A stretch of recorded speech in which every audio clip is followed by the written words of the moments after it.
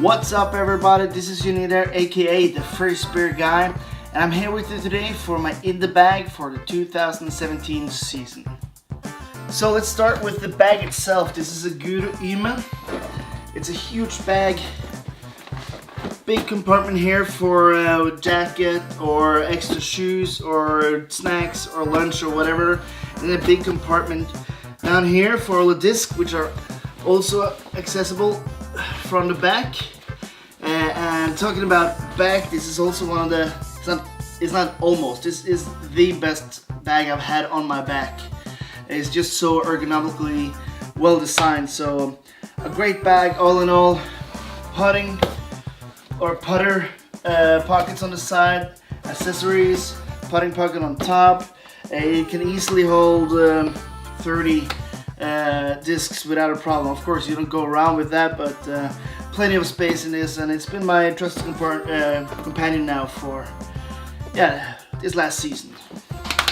So let's start with the most important disc first, my putting putters. I got two of these. These are 175 grams X-Line P1X from Discmania, micro bead, straight, a stable to slightly understable disc. Works well with my sploosh kind of putt. Discmania P1X, absolutely favorite of mine. I got about 20, 25, 30 of these in my garage for practicing. So yeah, P1X. I can understand what Samuel Assad was thinking when he put this in the bag earlier this year. So I built up my bag with the idea of having minimum amount of different molds, but knowing them really well. I build them up from understable to stable to overstable putters, mid-range drivers. My overstable driving putter. This is the Discraft Zone in the Jawbreaker plastic. I discovered this baby in the end of last season, thanks to my good friend Frederick, and this replaced my harp at that time.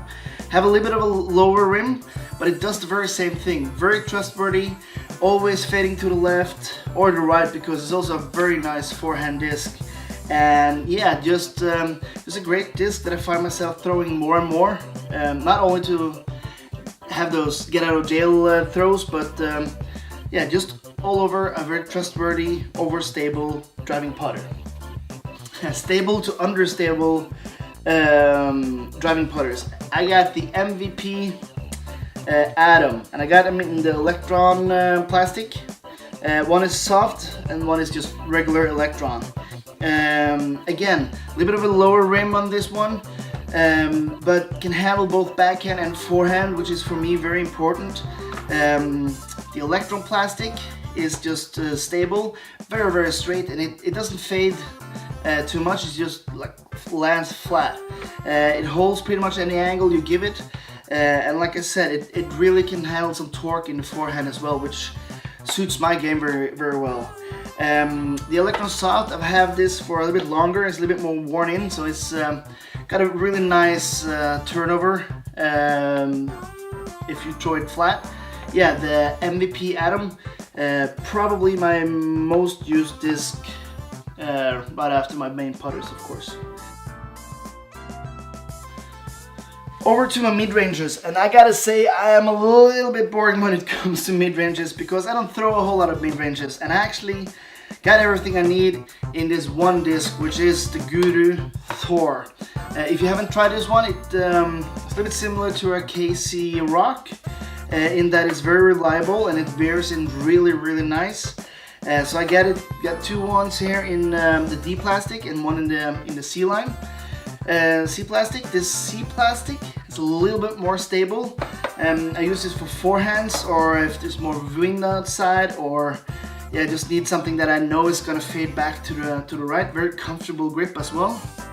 And in the D plastic, I cycle these babies in and out of my bag to keep the wear and tear. So this is a first run. It doesn't really matter. The reason why I say it's a first run is because it's more worn in.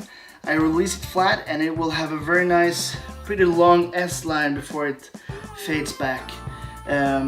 Great turnover disc. Put this on an anhyzer and it won't fade back, just push forward the whole way, and I really enjoy that. This is the second run. I haven't played much with this, just a couple of months. More stable. Sorry. Again, releasing it flat, we'll have an S, not as much as the more worn one, and will always fade back. If you let it on the anhyzer, it will keep until a certain point where it will break off and then try to fade back. It's my favorite disc in the bag. It's a Discmania FD in the C-line plastic. Now the FD is arguably one of the best favorite drivers ever made. I got one here, it's the Norwegian Fire as I call it. A little bit of a dye work there. This I've had for 2 seasons now, so that's nice, and actually turning in a little bit too understable, but letting out flat, it will have a big S-line before it comes back. I got the Oreo cookie one. I've had this for a year as well. Not as unstable as the Norwegian Fire, but I'm letting it out. Nice S and comes back. And then lastly, just this super sexy brand new FD in the C-line, which just it cures pretty much any gap. Just holds and it pushes forward. So it fades off, but it just pushes that fade forward. Alright, so that is my FDs. I got another favorite driver for you here, and most of you should have heard about the Teebird. And I carry 3 different ones, 2 in star plastic, 1 in swirly star, and then just regular, and then 1 in champion. And this is my do-it-all driver. I have one which is really nicely beaten in, which you can put on an anhyzer and you know it's gonna fade just a little bit back, fight its way back. Can get some really good distance out of this one. If you need to fade off a little bit quicker, or if it's a bit more wind, I got a pretty new Avery Teebird with a really nice, it's not a swirl, but it's just a very nice pattern around here as well. A little bit more stable. This is just 106. Oh, this is 175. So that makes all of these 175 max weight. And then this is my beefcake. This is the KJ Naibo 10-time Teebird. There's more wind, or I need it to fade harder. This is the disc I will go for. And this is, I think, the disc that I forehand the most out of all my discs. Maybe the Atom is pretty close, but the Teebird, I think, is a really good forehand disc if you learn to control it. The distance driver, and once again, it's just the same mold. It's everything in star plastic, and everything is of Wraith. But this is the one, if there is no wind or is a tailwind, that I can get the most distance out of. It's sort of a stolen edition, I think, which is my local club, and yeah, this is really a valuable disc for me in my bag. Kicking up a little bit in stability, this is 167, and actually this one is as well. It's from the very same run. But for some reason this one is a little bit more stable than this one, which doesn't make sense. But dye job by my kids. This is Maximilian, my 5-year-old, and this is from Elizabeth, my 7-year-old girl. And then the last one, this is a pretty new 175 gram Wraith, and this one, it will not turn at all, even if there's a really strong wind. It will go to the left, and yeah. I use this one if I need to forehand something which needs to come down quick, or if I want to have a big S-turn and really force it over. I still got 2 more discs that I'm gonna show you, which are my utility discs. The ones that I used for specific shots, or if I want to get out of trouble, or yeah, just call for something a little bit different.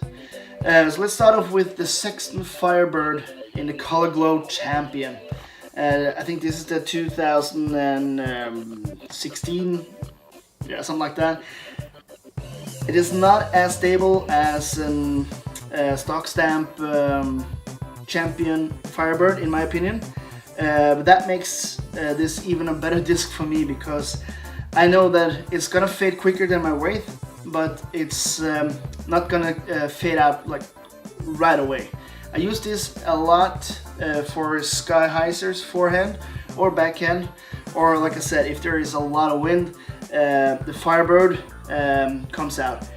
Also, Nate Sexton is probably my favorite player, and just seems like a really nice guy, so it's well worth to invest in one of these. And then the second one is the Fever from Discmania in S-line plastic, the TD2. So this is really beat-in. This is just the way I want it. So this is my roller disc, or my max drive turnover. So I release this flat, and it will turn over fairly quickly and never fight back, like not at all. Actually, I don't need more angle than this to make it a pretty decent roller. And if I release it like that, it will pop up and just ride a nice S-line. So of course there's some extra stuff on this bag. I got 2 minis, Thor which I TD, and Stolen Frisbee, which is my local club. I got some snack bars, a teeny towel, and I got these whale sack hand-sewn sort of birdie bag filled with chalk or something like that to keep your hands dry when it's wet, or if you're sweating. More snack bars, my Dutch Lucky Duck, which I got, well actually I found it during the Amsterdam Challenge in 2016, and it just stayed with me since. Some sunscreen, not gonna need that, and then a hacky sack, which I think I've never used. The golden retriever for picking up those discs that for some strange reason ends up in the water. Thank you for watching my 2017 seasons in the bag. I know that things are going to change for 2018, so make sure you hit that subscribe button down below somewhere.